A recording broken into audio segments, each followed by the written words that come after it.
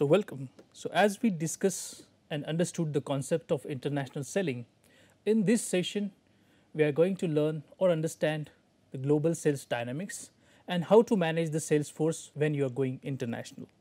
So, it is important to appreciate the differences between each market that you sell and have a market entry plan that is very specific to each one that you are planning to sell into. So, one should also look beyond geography at other forms of market segmentation as well. So, like you can look at you can look at age, one can look at ethnicity, urban versus rural population variations, gender, socioeconomic and various lifestyle categories as well. One can use one of these or any kind of combination of these segments in terms of selling your product to those particular international audience. So, let us look at some key differentials one need to bear in mind when selecting and selling into new markets internationally. First, an important factor is language. The English language may seem universal, but it is not, right. So, you should always research the primary language spoken by the majority of customers in that particular market. So, focus on the primary language spoken into that particular country where you want to sell your products and services. Over 70% of consumers are more likely to buy a product or service when they are being offered or sold in their own language. So, this is really a very important market differential and selling point. You also need to scratch beyond the surface with your research. That is, in Latin America, for instance, Spanish is of course widely spoken, but some further research which show that Portuguese is the main language in Brazil, the biggest market in the region, while French, Dutch and indigenous languages are also spoken in other Latin American countries. So, it is not the case like Latin America is mainly kind of Spanish speaking population. Within Latin America, if you are going for a biggest market, that is Brazil, you need to understand that Portuguese is the main language of that particular land and not Spanish. So, language skills also differ between generations as well. For instance, in Europe, the younger generation tend to speak more English than the older people. And with anything to do with international trade, research is the key. One has to do an extensive research about what market they are getting into. Coming to the next parameter or next differential factor is the business culture. It's another factor to consider if the business is going to go for international sales. It's important to know the business culture of the market you are selling into, as this will be a significant factor in whether there is an appetite for your product and should also play a key role in shaping your marketing approach as well. So, once you know the business culture, you can devise your marketing plan and ultimately your strategic sales plan as well according to that particular culture of the country. So, some messages that work in your domestic market will not work here or in overseas market. So, while in the UK an anti-hierarchy punk aesthetic, which is kind of a fashion that was developed around 1970, is no hold it does not have that kind of an existence today. It does has a long standing heritage, but in China this may not work as well because the business culture is totally different.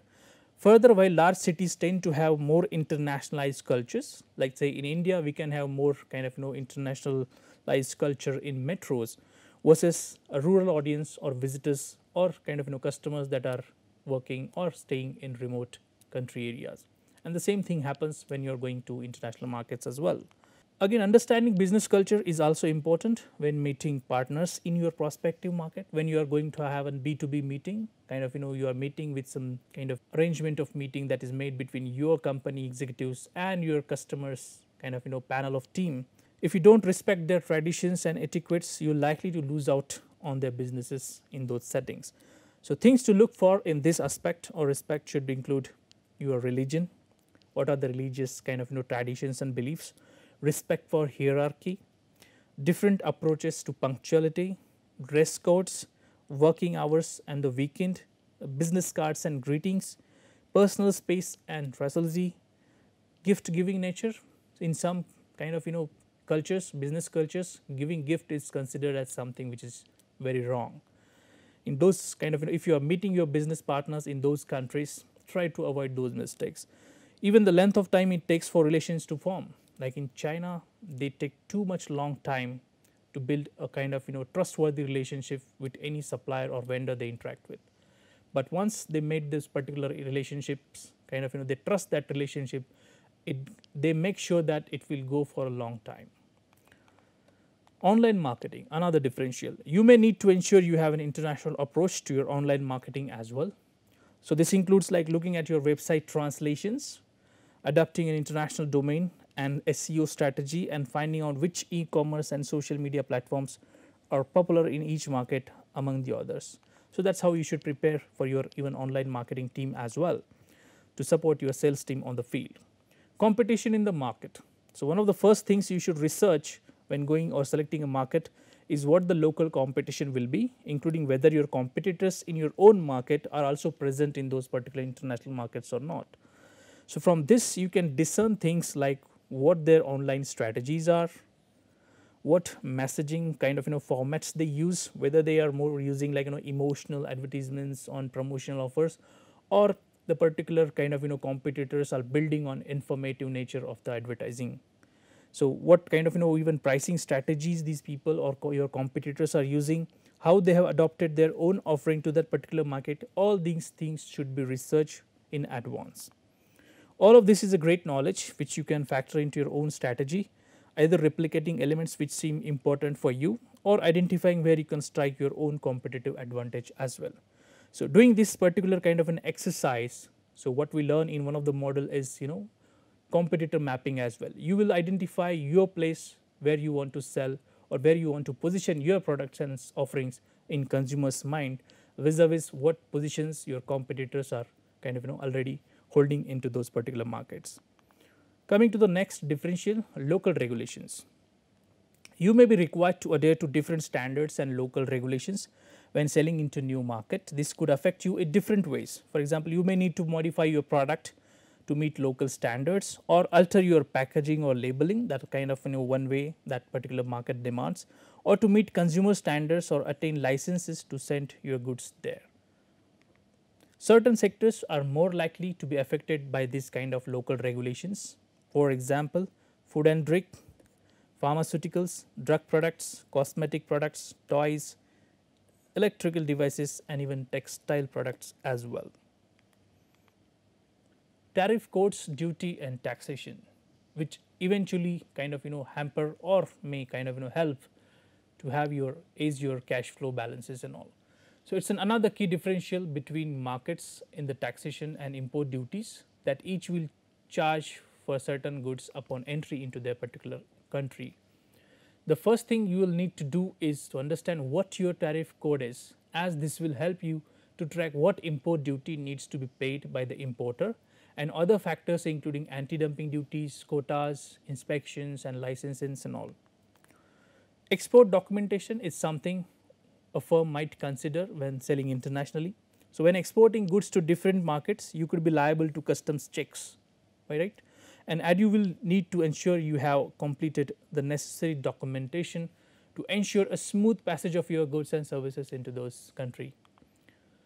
A failure to do this could result in delays, fines, and towards the end, with in extreme cases, a reputation damage for the long term as well. So different markets may require different documentation to be completed. So how to do that?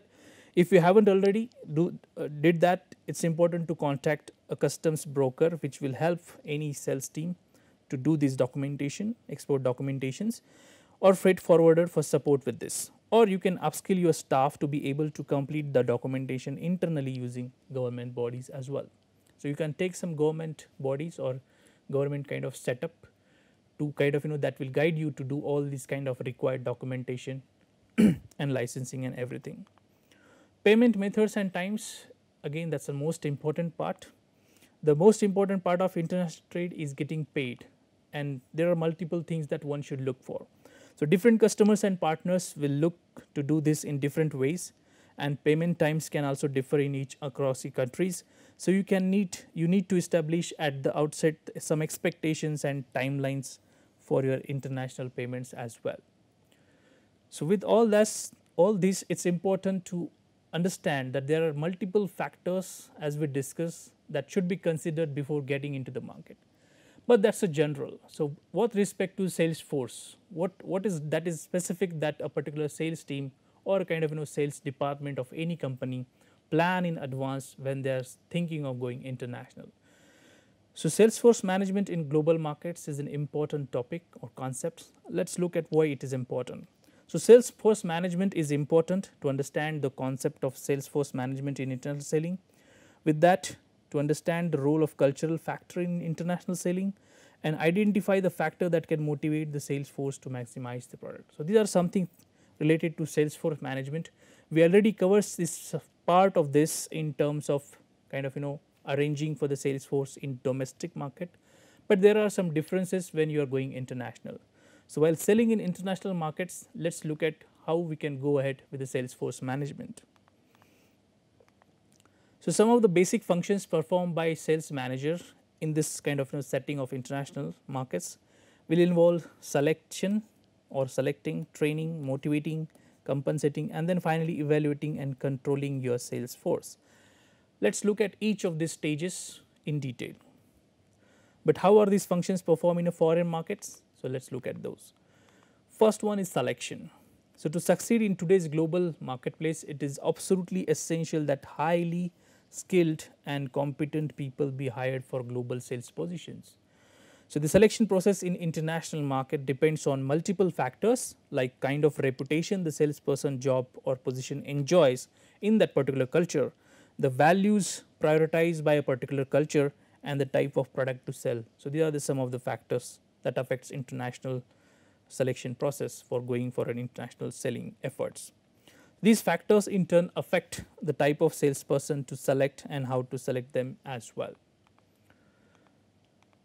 So, global sales personnel and manager can be classified into three different categories. One is expatriates, local nationals, and then third party nationals, or which is known as TCNs, third country nationals. So, let us look at each one of these particular salespersons. Expatriates.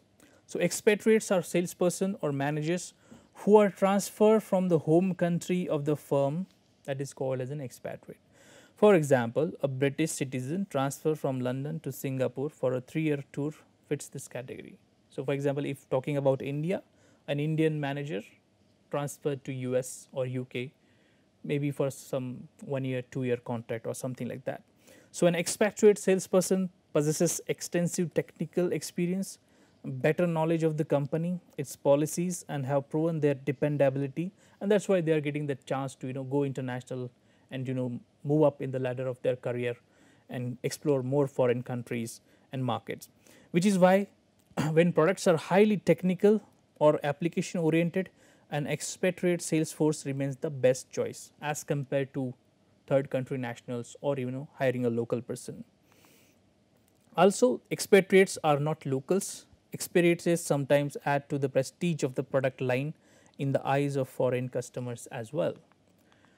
But again, there are some kind of negatives also. So, conversely, expatriates can be difficult to recruit and expensive to maintain as well.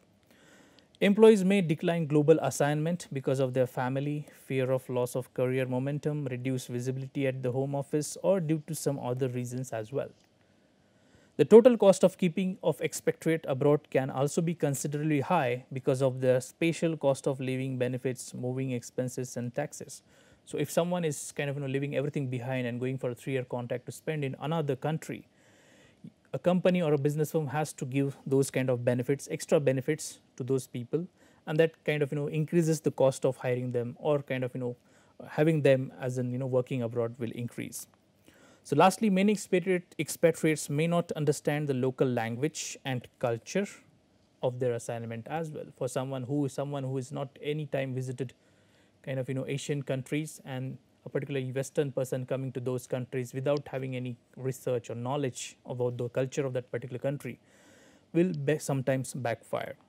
So, because expatriate salespersons are likely to cost substantially more than locals, a company must be certain of their effectiveness. So, only in an extreme condition whenever it is absolutely necessary, because that person holds that kind of a technical knowledge, so as to he can go abroad and help his sales team there, then in those particular cases only expatriates are preferred. Coming to the next category, that is local nationals.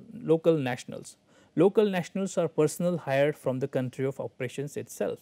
So, for example, let us say for Mahindra opened a factory or started selling their products in, let us say, Latin America, they can hire local Latin American people for the jobs. So, that is nothing but the local nationals that we are talking about. So, their advantage is that they understand the local marketplace and cultural ambiguities very well, and are familiar with domestic distribution systems and referral networks as well. So, a good example is adaptive selling. So, they know, because they know everything about kind of the customer with whom they are interacting, about the local culture, etiquettes and everything. They can adapt, they can practice this adaptive selling methodology, like tailoring the sales pitch to suit a customer's unique situation or view, sometimes which is not actually kind of expected out of expatriate or even third party national. Furthermore, qualified local workers can be found in numerous locales. For example, a number of European and Asian citizens have earned degrees like MBA in the US and Great Britain and seek position with global firms in their home country, right. So, there may be people, someone from India going to US, learn there, and then they may be sent back to India to handle that particular company's operation that they are working with. So, in some places they are also less costly to maintain, right. So, that is an advantage than a staff of expatriates. So, as compared to expatriates, you can expect to have less cost associated with hiring local nationals for the particular sales job. The main disadvantage of hiring local nationals is the tendency of headquarters personnel to ignore their advice, because they know each other's very well, right. So, or they do not know each other very well. So, for example, a company, let us say L'Oreal, headquartered in Paris, and they have a local national hired in India, say Bombay or Delhi. Then whatever the inputs coming or going from India to the head office may not be acknowledged in very well, kind of or maybe kind of given or replied with the same kind of intent if it is coming from the European market. So, even though most foreign nationals are careful to keep relations at the home office warm, their influence often is reduced by their limited communication skills in foreign language and lack of understanding of how home office politics influence decision making. So, various problems also occur when hiring local sales forces. For example, in hierarchical societies like Japan and Mexico, salespersons are viewed as at the bottom of the social ladder, like not the kind of job anyone aspires for, which increases the difficulty of hiring the brightest college student for sales positions, right. Because even if he gets hired, he will think that in his own society he will not be like looked at with respect. So, also a firm may need to compete with the local firms to attract and retain the best talent as well. Now, coming to the third kind of sales force that we can employ when going international is the third country nationals or TCNs. So, third country nationals work for a global company in a third nation. For example, Indian sales manager working in Australia for Microsoft, which is a US based company. So, that is the best example of third country national. So, these TCNs or third country nationals often are sought because they speak several languages, the benefit that they carries with them, and know an industry or foreign country very well.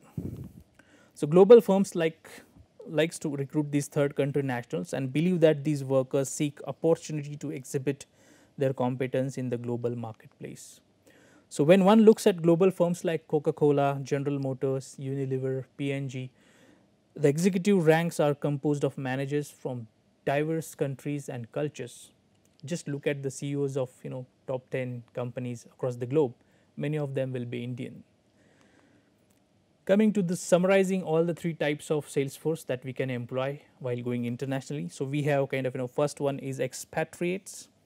So, advantage of particular kind of this kind of a position offers is they have product knowledge, they carry high service levels, they are trained for promotion, and there is a very greater home control can be exercised over them. But it carries some disadvantages, like it is highly costly to recruit them, it is a high turnover or attrition rate, and even high training costs are associated with them. Host country, which is we are talking about locals, like hiring national locals or those people, it's very economical way of going global. You can have these people have high market knowledge, language skills, cultural knowledge, and implement actions sooner as compared to the other two categories. Disadvantages here is they needs product training very well. they held a very low esteem. Language skills are important and sometimes they don't appreciate that, and then loyalty assurance is something that they expect a lot. Third country nationals, or TCNs as we call them, have brings several advantages, like bringing that cultural sensitivity, language skills, economical, that is they don't have to cost so much, allows regional sales coverage as well. But whereas they also carry some disadvantages like identity problems, they may face some blocked promotions, there might be differential and wider income gaps in terms of earnings and salaries, needs product company training or something, which is where they need to be kind of trained a lot. Coming to the selections, then some unique examples I want to discuss. In certain cultures where sales positions are viewed negatively, sales managers seek applicants through non-traditional means. For example, Electrolux spends a significant amount of sales management time in Hong Kong, where sales positions are kind of considered very or looked at very negatively. It must interview 400 candidates in order to select 10 applicants that will attend the sales training. So that's kind of it's very hard to get those people on board. Selling high technology products may allow for the greater use of American expatriates, because they are something which is they are the someones who are looked at with high technical knowledge and all, whereas selling consulting services will tend to require more participation by native sales representatives as well. Selling in information oriented cultures, for example Germany, may allow for a greater use of expatriates can be employed there. However, for relationship oriented countries, for example Japan, one has to kind of employ local knowledge or people or local natives who are very good at those local knowledge and kind of understanding of that particular native culture. Coming to the next stage, training.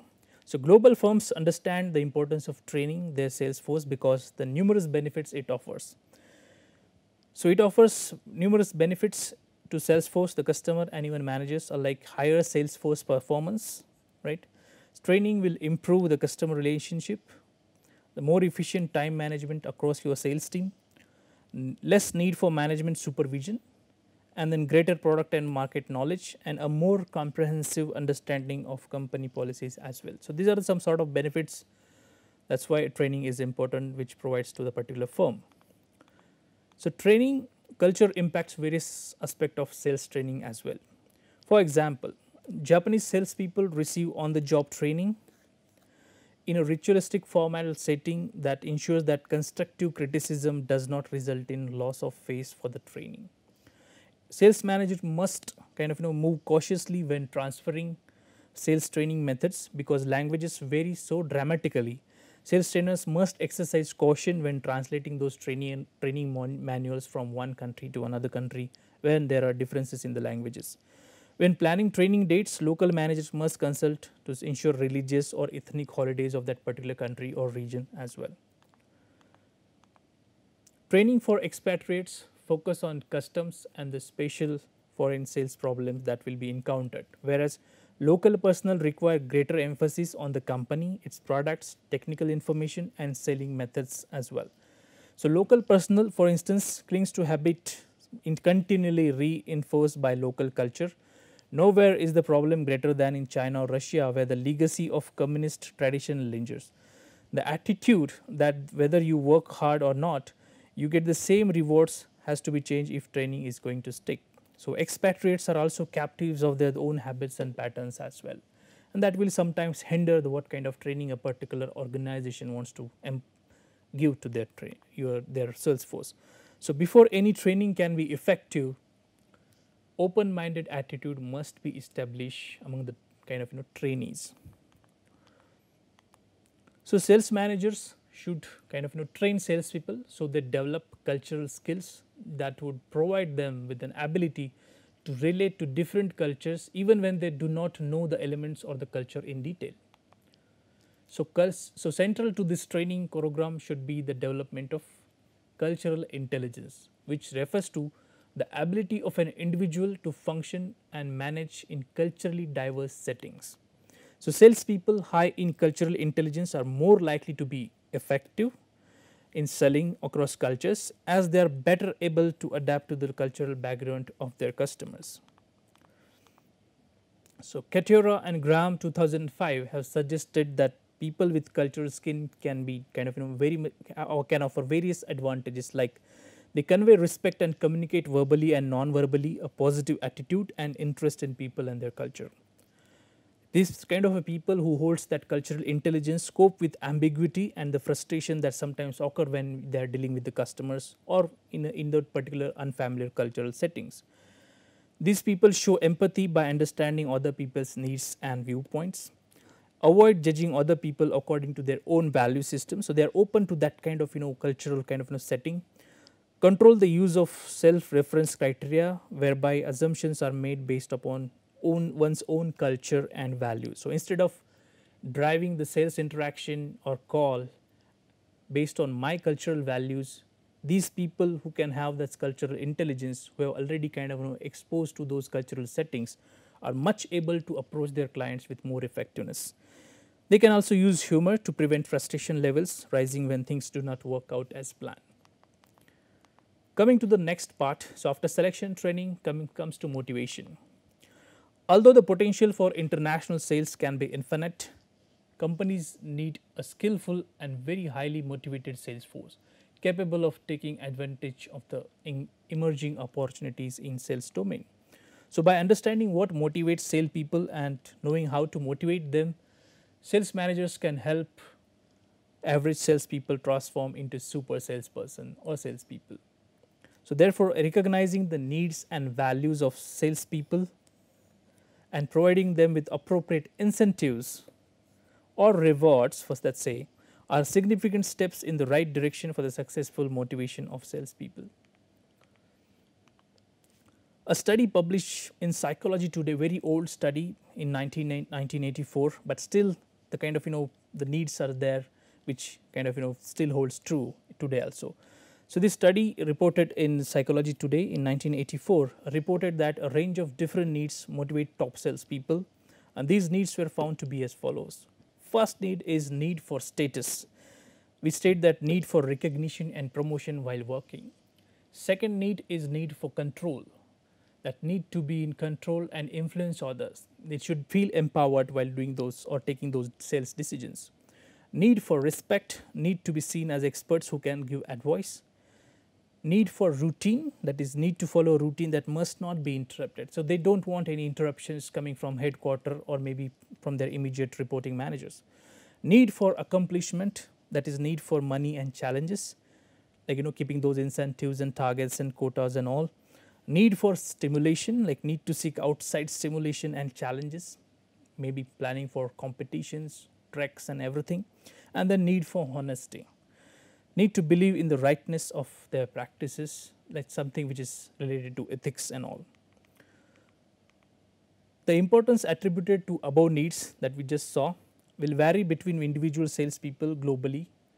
That's bound to happen because the cultures are different, right? So for example, financial rewards, which have long been considered to be one of the primary motivators, will not motivate every salesperson, right? Nobody was driven by money at all the time. However, such rewards are expected to have a significant motivational impact on those who have a high need for accomplishment. So like the English are more inclined toward their free time and have the reputation of being less motivated by money than the Americans.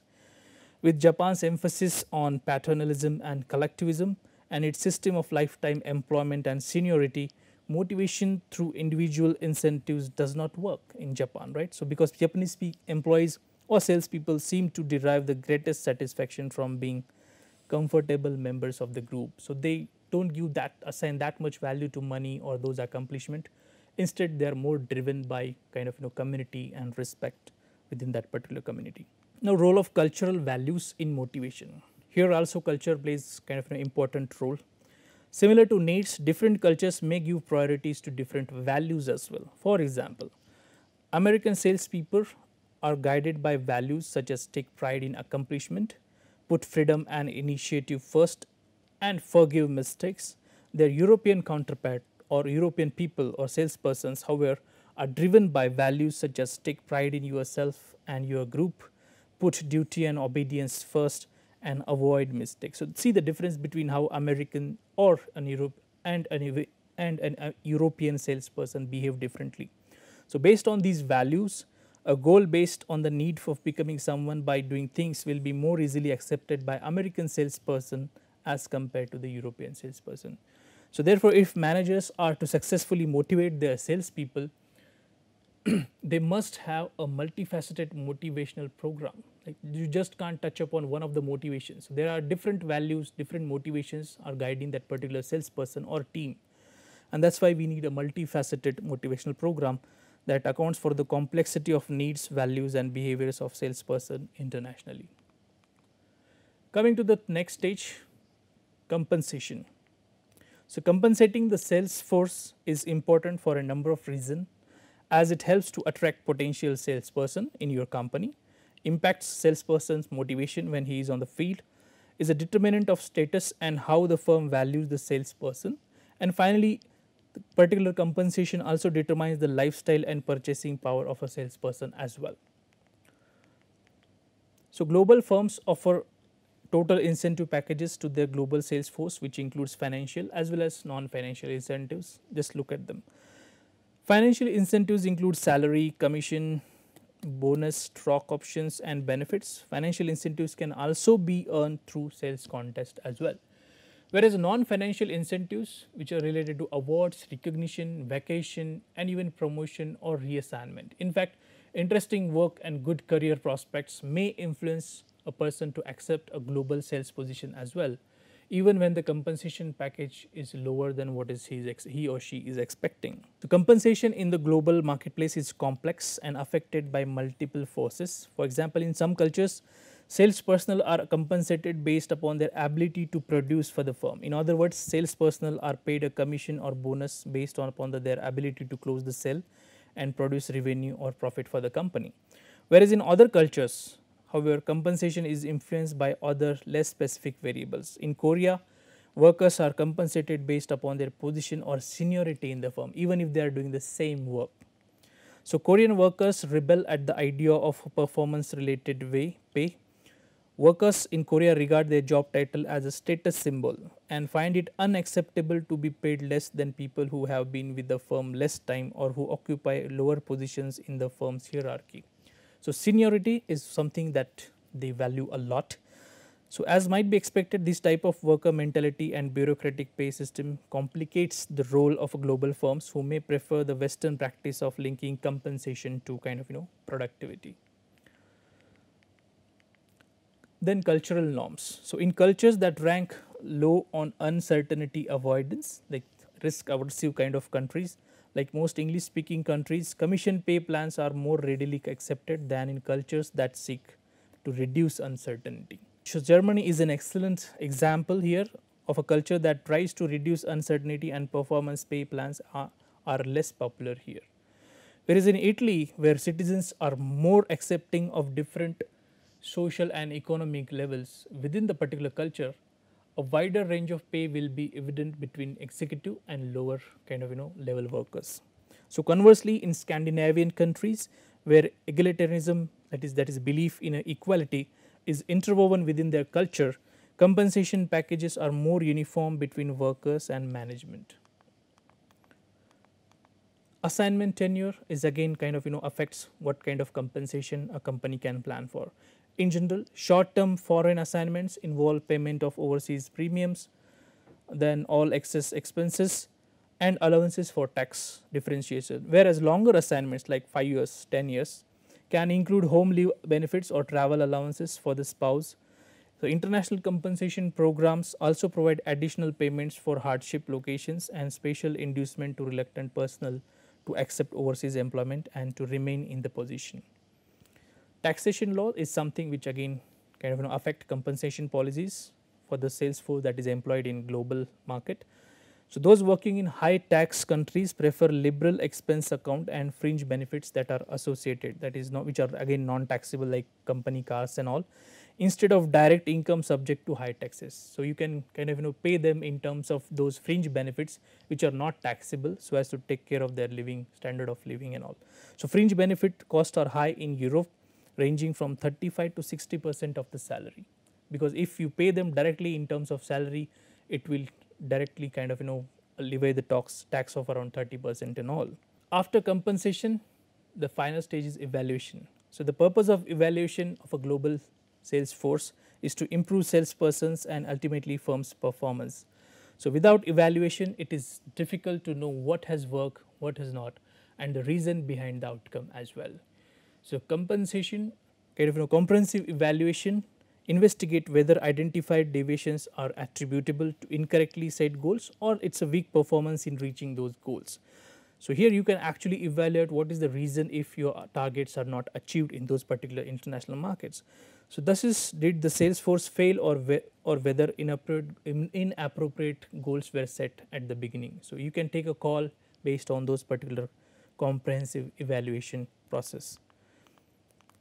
So assessing sales personnel in the global marketplace is a more complex undertaking than the process in the home country, as different cultures may have different evaluation norms as well. For example, in collectivistic societies, teamwork is favored, right, or individual accomplishment. So in these cultures, evaluation involves close observation and inputs from customers, colleagues, and even managers, whereas in individual, performance is perceived to be less important. For example, Japan, salesperson receive a greater sense of performance from the group than what occurs in the individualistic cultures. So in individualistic cultures like America, emphasis is placed on individual sales reps' performance in terms of sales revenue generated and often compared with the past performance, and nothing more in terms of how the group is performing. So in individualistic societies like US and Western countries, it's more about the evaluation is mostly based on individual accomplishment, whatever kind of set quotas have been given or assigned to that particular expatriate or local national, how he is achieving those sales quotas and revenue targets. Based on that only he will be evaluated, he or she will be evaluated. So that brings our conclusion to this particular session, where we tried to understand the global sales dynamics, and we also looked at how to manage the sales force in an international market. Thank you.